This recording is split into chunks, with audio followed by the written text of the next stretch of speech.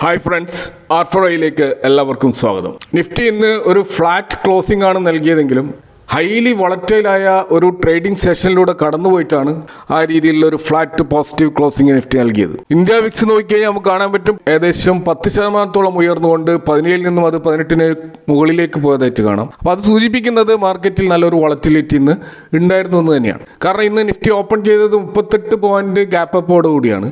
പക്ഷേ ഉടൻ തന്നെ താഴോട്ടേക്ക് വരികയും 24,240 ലെവലിലേക്ക് പോവുകയും ചെയ്തിരുന്നു. എന്നാൽ പിന്നീട് അതിശക്തമായൊരു റിക്കവറി അവിടെ കാണാൻ പറ്റും. 24,480 ലെവലിലേക്ക് അത് ഉയർന്നു പോയിരുന്നു. എന്നാൽ ഏറ്റവും ഒടുവിൽ നമ്മൾ കാണുന്നത് 24,360 ലെവലിൽ ക്ലോസ് ചെയ്യുന്നതായിട്ടാണ്. അപ്പോൾ ഇന്ന് 24,400 മുകളിലേക്ക് ആ ഒരു നിർണായക ലെവലിന് മുകളിൽ പോയെങ്കിൽ അവിടെ സസ്റ്റെയിൻ ചെയ്യാൻ കഴിയാതെ താഴോട്ടേക്ക് വന്നത് ഒരു ഇൻട്രാഡേ വീക്ക്നെസ് അവിടെ ഉണ്ടായിരുന്നു എന്നതിൻ്റെ ഒരു തെളിവാണ്. അപ്പോൾ നിഫ്റ്റി ഇന്ന് ഫ്ലാറ്റ് പോസിറ്റീവ് ക്ലോസിംഗ് ആണ് നൽകിയതെങ്കിലും ബ്രോഡ് മാർക്കറ്റിൽ നമ്മൾ നോക്കിക്കഴിഞ്ഞാൽ ഇൻഡെക്സുകളിലൊക്കെ ഒരു ഫ്ലാറ്റ് നെഗറ്റീവ് ക്ലോസിംഗ് ആണ് കാണാൻ കഴിയുക. ഇപ്പോൾ സ്മോൾ ക്യാപ്പ്, മിഡ് ക്യാപ്പ്, അതുപോലെ മൈക്രോ ക്യാപ്പിലൊക്കെ ഈ രീതിയിലുള്ള ഒരു ഫ്ലാറ്റ് നെഗറ്റീവ് ക്ലോസിംഗ് ആണ്. അപ്പോൾ ഇവിടെ നമുക്ക് കാണാൻ കഴിയും ക്രൂഡ് ഓയിൽ പ്രൈസ് അത് ആ 90 ലെവലിൽ നിന്നും ഉയർന്നിട്ട് 94 ലെവലിൽ എത്തിയിരുന്നു. എങ്കിൽ പോലും അത് ബിലോ 100 ആണ് എന്നുള്ളത് ഒരു കംഫർട്ടബിൾ ആയിട്ടുള്ള ഒരു കാര്യമാണ്. അപ്പോൾ ഇവിടെ ഇസ്ലാമാബാദിൽ നടക്കുന്ന പീസ് ടോക്സിൽ നിന്നും ഇറാൻ പിന്മാറിയത് ഗ്ലോബൽ ക്യൂസ് നെഗറ്റീവ് ആകാൻ കാരണമായിട്ടുണ്ട്. ഇപ്പോൾ US വൈസ് പ്രസിഡന്റ് JD വാൻസും അദ്ദേഹത്തിൻ്റെ സംഘവും പാകിസ്ഥാനിലേക്ക് പോകാൻ തയ്യാറെടുത്ത് നിൽക്കുന്ന സമയത്താണ് ഇറാൻ തങ്ങളുടെ നിലപാട് അറിയിച്ചിട്ടുള്ളത്. അപ്പോൾ അമേരിക്കയുടെ ആ ഒരു നാവൽ ബ്ലോക്കേഡാണ് ഇറാനെ ചർച്ചകളിൽ നിന്ന് പിന്തിരിപ്പിക്കുന്നതെന്നാണ് റിപ്പോർട്ടുകളിൽ പറയുന്നത്. അപ്പോൾ ഇതിനോട് ഒരു പ്രതികരണം എന്നാണ് ട്രംപ് ഇറാനിലെ പവർ പ്ലാന്റുകൾക്കും മറ്റ് ഇൻഫ്രാസ്ട്രക്ചർ ഫെസിലിറ്റികളിലേക്കും ആക്രമണം നടത്തുമെന്നും പറയുന്നുണ്ട്. പക്ഷേ 5 ദിവസത്തേക്ക് കൂടി ഈ ഡെഡ് ലൈൻ നീട്ടിയതായിട്ടും റിപ്പോർട്ടുകളുണ്ട്. അപ്പോൾ ഈ ചർച്ചകൾക്ക് ഇനിയും അവസരം നൽകുക എന്നതായിരിക്കാം അതിൻ്റെ ലക്ഷ്യം. അപ്പോൾ ഇറാൻ വെടിനിർത്തൽ കരാർ ലംഘിച്ചുവെന്ന് ആരോപിക്കുമ്പോഴും ട്രംപ് ഒരു പീസ് ഡീൽ ഉണ്ടാക്കാൻ കഴിയുമെന്ന ആത്മവിശ്വാസവും പ്രകടിപ്പിക്കുന്നുണ്ട്. എന്നാൽ അതേസമയം തന്നെ നിബന്ധനകൾ അംഗീകരിച്ചിട്ടെങ്കിൽ കടുത്ത നടപടി ഉണ്ടാകുമെന്ന് മുന്നറിയിപ്പും നൽകുന്നുണ്ട്. അപ്പോൾ തീർച്ചയായിട്ടും ഇത്തരത്തിലുള്ള ഒരു അൺസർട്ടനിറ്റി കാരണം ഈ ക്രൂഡ് ഓയിൽ സപ്ലൈ ചെയിൻ അത് കാര്യമായിട്ട് ബാധിച്ചിട്ടുണ്ട്. പ്രത്യേകിച്ച് ഇറാനിയൻ കപ്പൽ അമേരിക്ക പിടിച്ചെടുത്തത് അത് വിഷയം കൂടുതൽ സങ്കീർണമാക്കിയിട്ടുമുണ്ട്.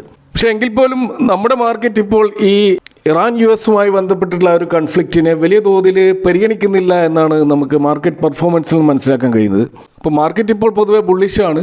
അതുകൊണ്ട് തന്നെ നെഗറ്റീവ് വാർത്തകളോട് വലിയ തോതിൽ ഡ്രാസ്റ്റിക്കലായിട്ടുള്ള പ്രതികരണം ഒരുപക്ഷെ നമ്മുടെ മാർക്കറ്റ് ഇനി നടത്തിയെന്ന് വരില്ല. ഇതുകൂടാതെ സൈഡ് ബൈ സൈഡായിട്ട് നമ്മൾ കാണുന്ന ഇന്ത്യയും അമേരിക്കയും തമ്മിലുള്ള ആ നിർണായകമായിട്ടുള്ള 3 ദിവസത്തെ ഒരു ട്രേഡ് ടോക്ക് US ആരംഭിച്ചിട്ടുണ്ട്. അപ്പോൾ വാഷിങ്ടണിൽ നടക്കുന്ന ഈ ഒരു ചർച്ചയിൽ ഈ 2 രാജ്യങ്ങളും ബയലാറ്ററൽ അഗ്രിമെൻറ്റിന് വേണ്ടി ശ്രമിക്കുകയാണ്. അതിൻ്റെ ഒരു ഫൈനൽ വേർഷൻ കൊടുക്കാൻ വേണ്ടിയിട്ടാണ് ശ്രമിക്കുന്നത്. കാരണം നമുക്കറിയാം ഈ അടുത്ത കാലത്ത് അമേരിക്ക ഏർപ്പെടുത്തിയിട്ടുള്ള ആ ഒരു താരിഫ് ആ കോടതി വിധി കാരണം മൊത്തത്തിലെല്ലാം 10% ഏകീകരിച്ചപ്പോൾ ഇന്ത്യക്ക് അമേരിക്ക മുമ്പ് നൽകിയ ആ പ്രത്യേക ഇളവുകളിൽ ഒരു തീരുമാനം ഉണ്ടാക്കേണ്ടതുണ്ടായിരുന്നു. അപ്പോൾ അതുമായി ബന്ധപ്പെട്ട ചർച്ചകളാണ് കൂടുതലായിട്ട് നടക്കുന്നത്. കാരണം ഇന്ത്യൻ എക്സ്പോർട്ട് ഉൽപ്പന്നങ്ങളായിട്ടുള്ള textile products, leather products, seafoods അതിൻ്റെയൊക്കെ ടാക്സ് കുറയ്ക്കുന്നതുമായി ബന്ധപ്പെട്ടിട്ടുള്ള ചർച്ചകളായിരിക്കും പ്രധാനമായിട്ട് നടക്കുക. കൂടാതെ അമേരിക്കയിൽ നിന്ന് ഇമ്പോർട്ട് ചെയ്യുന്ന കാർഷികോൽപ്പന്നങ്ങൾ, പ്രത്യേകിച്ച് വാൾനട്ട്, ആപ്പിൾ, സോയാബീൻ ഓയിൽ പോലെയുള്ള അമേരിക്കൻ ഇമ്പോർട്ട്സിനെ കുറിച്ചും ഇവിടെ ചർച്ചകൾ ഉണ്ടാവും. അപ്പോൾ ഇന്ത്യയെ സംബന്ധിച്ചിടത്തോളം ഈ ചർച്ചകൾ വളരെ നിർണായകമാണ്. കാരണം അമേരിക്കയുടെ പുതിയ ടാരിഫ് നയങ്ങൾ ഇന്ത്യൻ കയറ്റുമതിയുടെ ആ ഒരു പ്രോഫിറ്റബിലിറ്റിയെ ബാധിക്കാൻ സാധ്യതയുണ്ട്. അതിനാൽ പുതിയ സാഹചര്യത്തിൽ ഇന്ത്യൻ താല്പര്യങ്ങൾ സംരക്ഷിച്ചുകൊണ്ട് ഒരു ഇൻ്ററിം അഗ്രിമെൻറ്റിലേക്ക് എത്താനാണ് ഇന്ത്യ ശ്രമിക്കുന്നത്. അപ്പോൾ ഏപ്രിൽ അവസാനത്തോടെ കോൺട്രാക്ട് നടപ്പിലാക്കാൻ സാധിക്കുമെന്നുള്ള ഒരു പ്രതീക്ഷയാണുള്ളത്. അപ്പോൾ ഇത് IT, ടെക്സ്റ്റൈൽ, ഫാർമ സെക്ടറുകളിലെ ഓഹരികൾക്ക് ഗുണകരമായേക്കാം. ഇന്ന് നമ്മൾ മാർക്കറ്റിലെ സെക്ടർ വൈസ് നോക്കുകയാണെങ്കിൽ കാര്യമായി ശ്രദ്ധ നേടിയ ഒരു സെക്ടർ PSU ബാങ്ക് ആയിരുന്നു. അപ്പോൾ PSU ഇൻഡെക്സിൽ ഇൻട്രാഡേയിൽ ശ്രദ്ധേയമായ ഒരു കുതിപ്പ് ഇന്ന് നമുക്ക് കാണാൻ കഴിയുമായിരുന്നു. നമുക്കറിയാം കഴിഞ്ഞ ശനിയാഴ്ച വന്നിട്ടുള്ള HDFC, ICICI bank, yes bank എന്നീ മുൻനിര സ്വകാര്യ ബാങ്കുകളുടെ റിസൾട്ടുകൾ അത് സൂചിപ്പിക്കുന്നത് ബാങ്കുകളുടെ പ്രോഫിറ്റബിലിറ്റി വർദ്ധിക്കുന്നുണ്ടെന്നും ക്രെഡിറ്റ് ഗ്രോത്ത് മികച്ച നിലവാരത്തിലെത്തിയിട്ടുണ്ടെന്നൊക്കെയാണ്. സ്വാഭാവികമായിട്ട് ഇത്തരത്തിലുള്ള പോസിറ്റീവായിട്ടുള്ള ബിസിനസ് അപ്ഡേറ്റുകൾ ബാങ്കിങ് സെക്ടറിന് മൊത്തത്തിൽ ആത്മവിശ്വാസം നൽകിയിട്ടുണ്ട്. അപ്പോൾ SBIക്ക് യെസ് ബാങ്കിൽ ഏകദേശം 10% കൂടുതലുള്ള ഓഹരി പങ്കാളിത്തം ഉള്ളതിനാൽ യെസ് ബാങ്കിൻ്റെ മുന്നേറ്റം SBI സംബന്ധിച്ചിടത്തോളം വളരെ പോസിറ്റീവാണ്. അപ്പോൾ അതുകൊണ്ട് തന്നെ ഇന്ന് ഏറ്റവും പ്രധാനമായിട്ടുള്ള മുന്നേറ്റം നടത്തിയ PSU ബാങ്ക് SBI ആണ്. 4% വരെ ഇൻട്രാഡേയിൽ അത് ഉയർന്നതായിട്ട് നമുക്ക് കാണാൻ കഴിയും. അപ്പോൾ SBIയുടെ ക്രെഡിറ്റ് ഗ്രോത്തിൽ നല്ല വർധനവും അതുപോലെ അവരുടെ അസറ്റ് ക്വാളിറ്റി മെച്ചപ്പെടുത്തുമെന്നതിൻ്റെ റിപ്പോർട്ടുകളാണ് ഇൻവെസ്റ്റേഴ്സിന് കൂടുതലായിട്ട് SBIയെ ആകർഷിച്ചിട്ടുള്ളത്. ഇതുകൂടാതെ ഇന്ന് Q4 റിസൾട്ട് വരുന്ന ബാങ്ക് ഓഫ് മഹാരാഷ്ട്ര അവർ നൽകിയിട്ടുള്ള പ്രൊവിഷണൽ ബിസിനസ് അപ്ഡേറ്റിൽ നമ്മൾ കാണുന്നത് അവരുടെ ക്രെഡിറ്റ് ഗ്രോത്തിൽ 22% ഇയർ ഓൺ ഇയർ വളർച്ചയാണ് രേഖപ്പെടുത്തിയിട്ടുള്ളത്. അപ്പോൾ സ്വാഭാവികമായിട്ടും ഇത് മറ്റ് PSU ബാങ്കുകളിലും സമാനമായ ഒരു വളർച്ച സാധ്യത മുൻകൂട്ടി കണ്ടുകൊണ്ടാണ് ഈ സ്റ്റോക്കുകളിലൊക്കെ ഒരു മുന്നേറ്റം നമ്മളിപ്പോൾ കാണുന്നത്. ഇതുകൂടാതെ കഴിഞ്ഞ മാർച്ചിൽ US ഇറാൻ സംഘർഷത്തെ തുടർന്ന് PSU സ്റ്റോക്കുകളിൽ ഏകദേശം 20% ഇടിവുണ്ടായിരുന്നു. അപ്പോൾ സ്വാഭാവികമായിട്ടും ആ ഒരു ലെവല് നല്ലൊരു ബൈങ് ഓപ്പർച്യൂണിറ്റി ആയിട്ട് കണ്ടുകൊണ്ടുള്ള ഒരു വാല്യൂ ബൈങ് അവിടെ നടക്കുന്നുണ്ട്. അതുകൊണ്ടാണ് ഇന്ന് നമ്മൾ SBI, bank of Maharashtra, bank of Baroda, Canara bank, union bank പോലെയുള്ള സ്റ്റോക്കുകളിൽ 1 to 3% ഒരു മുന്നേറ്റം കാണാൻ കഴിഞ്ഞത്. ഇപ്പോൾ വരാൻ പോകുന്ന Q4 ഈ ബാങ്കുകളൊക്കെ നല്ല നെറ്റ് പ്രോഫിറ്റ് രേഖപ്പെടുത്തുമെന്നും നല്ല തോതിലുള്ള ക്രെഡിറ്റ് ഗ്രോത്തും ഡെപ്പോസിറ്റ് ഗ്രോത്തും ഈ സ്റ്റോക്കുകളൊക്കെ ഉണ്ടാകുമെന്നുള്ള ഒരു പ്രതീക്ഷയാണ് മൊത്തത്തിൽ ഇപ്പോൾ ഉള്ളത്. ഇതുപോലെ ഇന്ന് ശ്രദ്ധ നേടിയ മറ്റൊരു സെക്ടറായിരുന്നു ആൽക്കഹോൾ ലിക്കർ മേഖലയിലുള്ള സ്റ്റോക്കുകൾ. അവിടെ നല്ലൊരു മുന്നേറ്റം ഈ സ്റ്റോക്കുകളിൽ കാണാൻ കഴിയും. അപ്പോൾ ഇതിന് കാരണമായിട്ടുള്ളത് കർണാടക സർക്കാരിൻ്റെ പുതിയ എക്സൈസ് നയമാണ്. അപ്പോൾ കർണാടക സർക്കാർ അവരുടെ പതിറ്റാണ്ടുകളായിട്ട് പഴക്കമുള്ള ഒരു എക്സൈസ് ഡ്യൂട്ടിയുടെ ആ സ്ട്രക്ചറിൽ ചില മാറ്റങ്ങൾ വരുത്താൻ ഒരുങ്ങിയിരിക്കുകയാണ്. അപ്പോൾ നിലവിൽ 16 പ്രൈസ് സ്ലാബുകളായിട്ടാണ് ഈ ടാക്സ് സ്ട്രക്ചർ ഈ ആൽക്കഹോൾ മേഖലയിലുള്ളത്. അതിനെ 8 പ്രൈസ് സ്ലാബുകളായിട്ടാണ് ഇത് ഇപ്പോൾ കുറക്കാൻ ശ്രമിക്കുന്നത്. ഇത് കൂടാതെ മദ്യത്തിലുള്ള ആൽക്കഹോളിൻ്റെ അളവ്, അതായത് ആൽക്കഹോൾ കണ്ടന്റിനെ ബേസ് ചെയ്തിട്ടുള്ള ഒരു നികുതി രീതിയാണ് കർണാടക ഫോളോ ചെയ്യാൻ പോകുന്നത് എന്നാണ് റിപ്പോർട്ടുകൾ.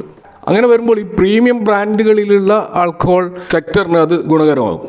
കാരണം നമുക്കറിയാം ലോക്കലായിട്ട് പ്രൊഡ്യൂസ് ചെയ്യുന്ന മദ്യത്തിന് ആൽക്കഹോൾ കണ്ടന്റ് വളരെ കൂടുതലായിരിക്കും. അതേസമയം പ്രീമിയം ബ്രാൻഡുകളിലുള്ള കമ്പനികൾ സംബന്ധിച്ചിടത്തോളം ആൽക്കഹോൾ കണ്ടന്റ് അവർ കൃത്യമായ മാനദണ്ഡങ്ങൾ അനുസരിച്ചിട്ടുള്ള ആ ഒരു ആൽക്കഹോൾ കണ്ടന്റ് മാത്രമേ അതിലുണ്ടാവുകയുള്ളൂ. എന്നാൽ ഇവിടെ ടാക്സ് ഏർപ്പെടുത്തുമ്പോൾ ഹൈ കണ്ടന്റ് ആൽക്കഹോളുള്ള ലോക്കൽ മദ്യങ്ങളും അതുപോലെ തന്നെ പ്രീമിയം ബ്രാൻഡുകൾക്കും ഒരേ ടാക്സ് തന്നെയാണ് വരുന്നത്. അപ്പോൾ ഇവിടെയാണ് ഒരു ചേഞ്ച് വരാൻ പോകുന്നത്. ഇതുകൂടാതെ നമുക്കറിയാം ബിയർ പോലെയുള്ള പാനീയങ്ങൾ അത് സമ്മർ സീസണിൽ വലിയ തോതിൽ ഉപയോഗിക്കുന്ന ഒരു മദ്യമാണ്. ആ ബിയറിലുള്ള ആൽക്കഹോൾ കണ്ടന്റ് വളരെ കുറവാണ്. നല്ല സമ്മർ വിൽപ്പന സാധ്യതയും അതുപോലെ ടാക്സ് ഇളവും വന്നതോടുകൂടി ഇവരുടെ സെയിൽസിൽ വമ്പിച്ച ഒരു ജമ്പാണ് ഇവർ പ്രതീക്ഷിക്കുന്നത്. അതിൻ്റെ അടിസ്ഥാനത്തിലുള്ളൊരു മൂവാണ് ആൽക്കഹോൾ സ്റ്റോക്കുകൾ നമുക്കിപ്പോൾ കാണുന്നത്.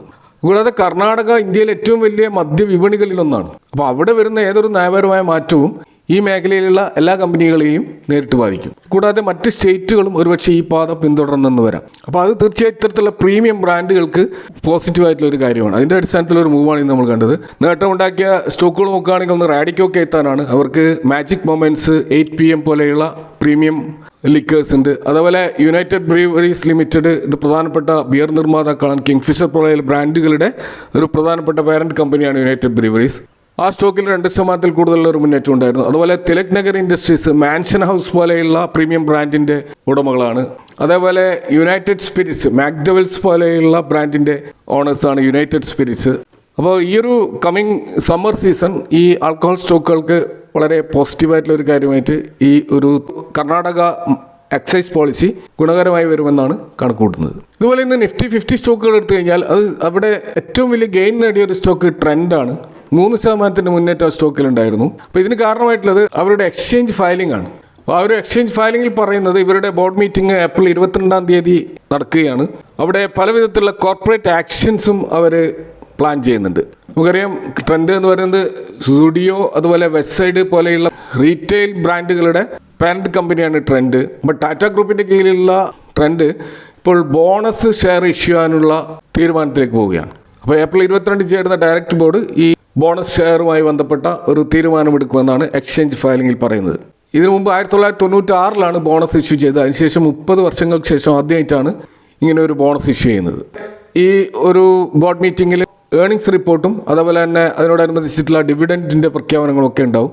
കൂടാതെ ഇവർ റൈറ്റ്സ് ഇഷ്യൂ പുറത്തിറക്കിക്കൊണ്ട് കൂടുതൽ ഫണ്ട് റൈസ് ചെയ്യാനുള്ള ഒരു നീക്കവും അവരുടെ ഈ മീറ്റിങ്ങിൽ തീരുമാനമെടുക്കുമെന്നാണ് എക്സ്ചേഞ്ച് ഫയലിംഗിൽ പറയുന്നത്. അപ്പോൾ ഈ ട്രെൻഡ് നമുക്കറിയാം അവർ വളരെ ശക്തമായിട്ട് ഗ്രോ ചെയ്യുന്ന ഒരു റീറ്റെയിൽ ചെയിനാണ്. അവരുടെ സുഡിയോ ഫോർമാറ്റ് അവർ ഈ FY 26 അവസാനം 950 സ്റ്റോറുകൾ ക്രോസ് ചെയ്യാനാണ് ഉദ്ദേശിക്കുന്നത്. അപ്പോൾ ഇത്തരത്തിൽ ഇവരുടെ സ്റ്റോർ എക്സ്പാൻഷന് വേണ്ടി ഹൈ ഗ്രോത്തിന് വേണ്ടിയിട്ടാണ് മൂലധനം സമാഹരിക്കുന്നത്. അതിശക്തമായ ഗ്രോത്ത് കാണിക്കുന്ന ഒരു സ്റ്റോക്ക് എന്നുള്ള നിലയ്ക്ക് ഇതിൻ്റെ സ്റ്റോക്കിൻ്റെ PE എപ്പോഴും വളരെ ഹൈ ആയിട്ട് നമുക്ക് കാണാൻ കഴിയും. സ്റ്റോക്കിൻ്റെ PE ഇപ്പോൾ 91 3 ഇയേഴ്സിൻ്റെ മീഡിയം PE 150 എന്ന ലെവലിലാണ്. അപ്പോൾ വലിയ തോതിൽ ഈ സ്റ്റോക്ക് ഇപ്പോൾ കറക്റ്റ് ചെയ്തിട്ടുണ്ട്. എങ്കിൽ പോലും ഇൻഡസ്ട്രി PE 30 അതിലും എത്ര ഉയരത്തിലാണ് ഇപ്പോഴും ഈ സ്റ്റോക്ക് നിൽക്കുന്നത്. അപ്പോൾ അതിൻ്റെ ഒരു ടെക്നിക്കൽ ചാർട്ട് നോക്കിക്കഴിഞ്ഞാൽ ഇപ്പോൾ 50-ഡേ മൂവിങ് ആവറേജിന് മുകളിലാണ് ഈ സ്റ്റോക്ക് നിൽക്കുന്നത്. അപ്പോൾ 3800, 3850 ആ ലെവൽ ഒരു സപ്പോർട്ട് സോണായിട്ട് നമുക്ക് കാണാൻ കഴിയും. എങ്കിൽ പോലും ഇപ്പോഴും 200 മൂവിങ് ആവറേജിന് താഴെയാണ് ഈ സ്റ്റോക്ക് ട്രേഡ് ചെയ്യുന്നത്. അപ്പോൾ ആ ഒരു ലെവല് ഒരു ശക്തമായ റെസിസ്റ്റൻസ് ആയിട്ട് നിൽക്കാൻ സാധ്യതയുണ്ട്. അപ്പോൾ ഈ സ്റ്റോക്ക് ഓരോ ഡിപ്പിലും അക്യുമുലേറ്റ് ചെയ്യാൻ പറ്റുന്ന ഒരു സ്റ്റോക്കാണ്, അല്ലാതെ അതിൻ്റെ ഗ്രോത്ത് സ്റ്റേജിൽ അക്യുമുലേറ്റ് ചെയ്യുന്നത് നല്ല ഒരു ബൈങ് സ്ട്രാറ്റജി ആയിട്ട് കാണാൻ കഴിയില്ല. ഇതുപോലെ ഇന്ന് മാർക്കറ്റിൽ നല്ല മുന്നേറ്റം നടത്തിയ മറ്റൊരു സ്റ്റോക്കാണ് ട്രിവേണി ടർബൈൻ. ഇന്ന് ഏകദേശം 14 മുതൽ 16% വരെ ഈ സ്റ്റോക്ക് ഇൻട്രാഡേ ഉയരുകയുണ്ടായി. ഇപ്പോൾ കഴിഞ്ഞ 1 വീക്കിനുള്ളിലായിട്ട് ഏകദേശം 28% ഒരു നേട്ടം ഈ സ്റ്റോക്കിൽ ഓൾറെഡി ഉണ്ടായിട്ടുണ്ട്. ഇൻഡസ്ട്രിയൽ ആവശ്യങ്ങൾക്കുള്ള സ്റ്റീം ടർബൈനുകൾ നിർമ്മിക്കുന്ന, പ്രത്യേകിച്ച് 100 മെഗാവാട്ട് വരെയുള്ള സ്റ്റീം ടർബൈനുകൾ നിർമ്മിക്കുന്ന ലോകത്തിലെ ഒരു മുൻനിര കമ്പനിയാണിത്. ഇപ്പോൾ ഷുഗർ, സിമെൻറ്റ്, സ്റ്റീൽ തുടങ്ങിയ ഇൻഡസ്ട്രിയിലാണ് ഇവർ സ്വന്തമായിട്ട് വൈദ്യുതി ഉൽപ്പാദിപ്പിക്കുവാനുള്ള ഇത്തരം ടർബൈനുകൾ നിർമ്മിക്കുന്നത്. അപ്പോൾ ഇതൊരു അസറ്റ് ലൈറ്റ് മോഡൽ ബിസിനസ് ആയതുകൊണ്ട് തന്നെ നല്ല പ്രോഫിറ്റ് ക്രിയേറ്റ് ചെയ്യാൻ സാധിക്കാറുണ്ട്. കൂടാതെ വിദേശ രാജ്യങ്ങളിലും ഇവർക്ക് വലിയ മാർക്കറ്റ് ഉണ്ട്. ഈ സ്റ്റോക്കിൻ്റെ PE ഇപ്പോൾ 52 എന്ന ലെവലിലാണ്. അതൊരു ഉയർന്ന PE ആണ്. പക്ഷേ ഇതിൻ്റെ 3 years PE 57 വരെ പോയിരുന്നു. ഇൻഡസ്ട്രി PE 35 അതുകൊണ്ട് തന്നെ സ്റ്റോക്കിൽ ഒരു കറക്ഷൻ നമ്മളെപ്പോഴും പ്രതീക്ഷിക്കേണ്ടി വരും. മറ്റൊരു സ്റ്റോക്കിൽ നിന്ന് ശക്തമായി മുന്നേറിയത് ക്വാളിറ്റി വാൾസ് ആണ്. 7% ഇൻട്രാഡേയിൽ ഇത് ഉയരുകയുണ്ടായി. ഇപ്പോൾ 27 എന്ന പ്രൈസ് റേഞ്ചിലാണ് ട്രേഡ് ചെയ്യുന്നത്. കാരണം ഹിന്ദുസ്ഥാൻ യൂണിലീവർ അവരുടെ ഐസ്ക്രീം ബിസിനസ് ഡിമേർജ് ചെയ്തതിന് ശേഷം ഈ അടുത്താണ് ഇത് മാർക്കറ്റിൽ ലിസ്റ്റ് ചെയ്തത്. അപ്പോൾ ഇന്ത്യയിലെ ഏറ്റവും വലിയ ഐസ്ക്രീം ബ്രാൻഡുകളിലൊന്നാണിത്. ഫ്രോസൺ ഡെസേർട്സ്, ഐസ്ക്രീം എന്നിവയുടെ ഉൽപ്പാദനവും വിതരണവുമാണ് ഇവരുടെ പ്രധാന ബിസിനസ്. അപ്പോൾ HUL നിന്നും വേർപെട്ടതോടെ ഇതിൻ്റെ ബിസിനസ് കുറച്ചുകൂടി കോൺസെൻട്രേറ്റ് ചെയ്യാൻ ഇതിൻ്റെ മാനേജ്മെൻറ്റിന് കഴിയുന്നുണ്ട്. കൂടാതെ നമുക്കറിയാം, വരാൻ പോകുന്ന ഹോട്ട് സമ്മറിൽ നല്ല സെയിൽസാണ് ഐസ്ക്രീം മേഖലയിൽ ഉണ്ടാകാൻ പോകുന്നത്. അതിൻ്റെ ഒരു സ്പെക്കുലേഷൻ്റെ ഭാഗമായിട്ടുള്ളൊരു മുന്നേറ്റമാണ് ഈ സ്റ്റോക്കിലും കാണുന്നത്. അപ്പോൾ 28 എന്നുള്ള പ്രൈസ് ഒരു പ്രധാനപ്പെട്ട ഒരു റെസിസ്റ്റൻസ് ആണ്. ആ ലെവൽ കടന്നു കഴിഞ്ഞാൽ ഒരു പക്ഷേ ഒരു ബ്രേക്ക് ഔട്ട് ഈ സ്റ്റോക്കിൽ ഉണ്ടായേക്കാം. അടുത്തൊരു സ്റ്റോക്ക് ഗ്രാഫൈറ്റ് ഇന്ത്യ ആണ്. ഇന്ന് ഈ സ്റ്റോക്ക് 6 മുതൽ 8% വരെ ഉയർന്നിട്ട് ഒരു പുതിയ 52 വീക്ക് ഹൈ ക്രിയേറ്റ് ചെയ്തതായിട്ട് കാണാം. അപ്പോൾ ഈ ഗ്ലോബൽ ലെവലിൽ ഈ ഗ്രാഫൈറ്റ് ഇലക്ട്രോഡുകളുടെ വില വർദ്ധിപ്പിക്കാൻ പ്രമുഖ കമ്പനിയായിട്ടുള്ള ഗ്രാഫ്ടെക് തീരുമാനിച്ചതാണ് ഈ സ്റ്റോക്കിൽ ഒരു മുന്നേറ്റം ഉണ്ടാകാൻ കാരണമായിട്ടുള്ളത്. അപ്പോൾ ടണ്ണിന് $600 മുതൽ $1200 വരെയാണ് വില കൂട്ടിയിട്ടുള്ളത്. അപ്പോൾ ഇത് തീർച്ചയായിട്ടും ഗ്രാഫൈറ്റ് ഇന്ത്യയെ പോലെയുള്ള സ്റ്റോക്കുകളെ ലാഭം വർദ്ധിപ്പിക്കും. അപ്പോൾ സ്റ്റീൽ നിർമ്മാണത്തിന് ആവശ്യമായിട്ടുള്ള ഗ്രാഫൈറ്റ് ഇലക്ട്രോഡുകൾ നിർമ്മിക്കുന്ന ഇന്ത്യയിലെ ഏറ്റവും വലിയ കമ്പനിയാണിത്. അപ്പോൾ ഇലക്ട്രിക് ആർക്ക് ഫർണേഴ്സ് വഴി സ്റ്റീൽ നിർമ്മിക്കുന്ന പ്ലാന്റുകളിലാണ് ഇവ പ്രധാനമായിട്ട് ഉപയോഗിക്കുന്നത്. അപ്പോൾ ഈ സ്റ്റോക്കിൻ്റെ വാല്യൂഷൻ നമ്മൾ നോക്കിക്കഴിഞ്ഞാൽ PE ഇപ്പോൾ 39 എന്ന റേഞ്ചിലാണ്. 3 ഇയേഴ്സിൻ്റെ മീഡിയം PE 35 എന്ന ലെവലിലുമാണ്. ഇൻഡസ്ട്രി PE 34 എന്ന ലെവലിലാണ്. അപ്പോൾ ആ ഒരു മീഡിയം PEയോടും അതുപോലെ തന്നെ ഇൻഡസ്ട്രി PEയോടും അടുത്ത് തന്നെയാണ് ഇപ്പോൾ സ്റ്റോക്ക് നിൽക്കുന്നത്. സ്ലൈറ്റ്ലി ഓവർ വാല്യൂഡ് ആണെന്ന് നമുക്ക് പറയാൻ പറ്റും. അപ്പോൾ ഈ സ്റ്റോക്ക് തീർച്ചയായും ഷോർട്ട് ടേമിൽ ഫോക്കസ് ചെയ്യാൻ പറ്റുന്ന ഒരു സ്റ്റോക്കാണ്. അതുപോലെ ഇന്ന് 5 to 6% ഇൻട്രാഡേയിൽ നേട്ടം ഉണ്ടാക്കിയ മറ്റൊരു സ്റ്റോക്കാണ് ജ്യോതി CNC ഓട്ടോമേഷൻ. അപ്പോൾ ശക്തമായ ഓർഡർ വെക്കും വമ്പിച്ച കപ്പാസിറ്റി എക്സ്പാൻഷനുമാണ് ഈ സ്റ്റോക്കിൽ ഇൻവെസ്റ്റേഴ്സിനെ ആകർഷിക്കുന്നത്. നമുക്കറിയാം, CNC അഥവാ കമ്പ്യൂട്ടറൈസ്ഡ് ന്യൂമറിക്കൽ കൺട്രോൾ വഴി നിർമ്മിക്കുന്ന മെഷീൻസാണ് ഈ കമ്പനിയുടെ പ്രധാന ബിസിനസ്. എയറോസ്പേസ്, അതുപോലെ ഡിഫൻസ്, സെമി കണ്ടക്ടർ തുടങ്ങിയ ഫ്യൂച്ചർ ഗ്രോത്ത് സാധ്യതയുള്ള മേഖലകളിലാണ് ഇവരുടെ ക്ലയൻസ് ഉള്ളത്. ഇതുകൂടാതെ ഈ അടുത്ത കാലത്ത് ഇവർ ഫ്രഞ്ച് കമ്പനിയായിട്ടുള്ള ഹ്യൂറോണിനെ ഏറ്റെടുത്തതോടെ ഇവരുടെ ഗ്ലോബൽ ടെക്നോളജി അഡാപ്റ്റേഷൻ വലിയ തോതിൽ ഇമ്പ്രൂവ് ആയിട്ടുണ്ട്. ഇപ്പോൾ ഈ സ്റ്റോക്കിൽ ഇവരുടെ ഫ്രഞ്ച് സബ്സിഡിയറി ആയിട്ടുള്ള ഹ്യൂറോണുമായി ബന്ധപ്പെട്ട ഒരു judicial enquiry French government announce ചെയ്തതാണ് ഈ സ്റ്റോക്കിൽ വലിയൊരു ക്രാഷ് ഉണ്ടാകാൻ കാരണമായത്. അപ്പോൾ അതുകൊണ്ട് തന്നെ ഇതിൻ്റെ PE വലിയ തോതിൽ താഴോട്ടേക്ക് വന്നിരുന്നു. ഇപ്പോൾ 47 എന്നുള്ള PEയിലാണ് ട്രേഡ് ചെയ്യുന്നത്. ഇതിൻ്റെ മീഡിയം PE 79 എന്ന ലെവലായിരുന്നു. അപ്പോൾ ആ ഒരു കറക്ഷൻ ഒരു അവസരമായിട്ടാണ് ഇപ്പോൾ പല ഇൻവെസ്റ്റേഴ്സും ഇതിനെ കാണുന്നത്. അതിൻ്റെ അടിസ്ഥാനത്തിലുള്ള ഒരു മൂവ് ഈ സ്റ്റോക്കിൽ ഉണ്ടായതായിട്ട് കാണാം. ഇനി നമ്മൾ നിഫ്റ്റിയുടെ ഓപ്പൺ ഇൻട്രസ്റ്റ് ഡാറ്റകൾ നോക്കിക്കഴിഞ്ഞാൽ നിഫ്റ്റിയുടെ ഒരു പുട്ട് കോൾ റേഷ്യോ നമ്മൾ കാണുന്നത് 1.19 എന്ന ലെവലിൽ എത്തിയതായിട്ടാണ്. അവിടെ ഒരു ബുള്ളിഷ് പോസിറ്റീവ് സെൻറ്റിമെൻറ്റ്സ് ഇപ്പോൾ നിലനിൽക്കുന്നുണ്ട്. ഇപ്പോൾ 24,200 എന്ന സ്ട്രൈക്ക് പ്രൈസിലാണ് ഏറ്റവും അധികം പുട്ട് റേറ്റിംഗ് നടന്നിരിക്കുന്നത്. തൊട്ടുതാഴെ 24,100 എന്ന ലെവലിലും ഓപ്പൺ ഇൻട്രസ്റ്റ് വർദ്ധിച്ചിട്ടുണ്ട്.